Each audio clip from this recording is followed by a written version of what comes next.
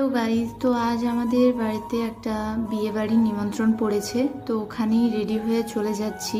তো অনেকটা এক্সাইট হয়েই ছিলাম বিয়ে বাড়িতে যাওয়ার জন্য।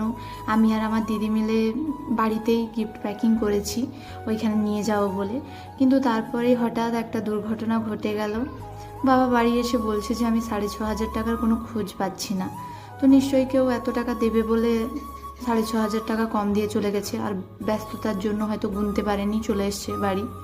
কিন্তু তারপর বলছে আর সে মানছে না। তো তার জন্যই মনটা অনেকটাই খারাপ হয়ে গেছে। আমাদের মধ্যবিত্ত বাড়িতে ওই 6,500 টাকাটা অনেকটা অ্যামাউন্ট। তো কি করব, রেডি হয়ে গেছিলাম, বিয়েবাড়িতে তো আসতেই হবে। তো তারপর চলে এলাম। আর বিয়েবাড়ি কি আর মুখ শুকনো করে ঘোরা যায়? তো মুখটা ঠিক করে নিলাম। তারপর এখানে এসে যখন দেখি এত মানুষের ভিড়, গরমে তো একদম প্রাণ যায়। আর এমনিতে তো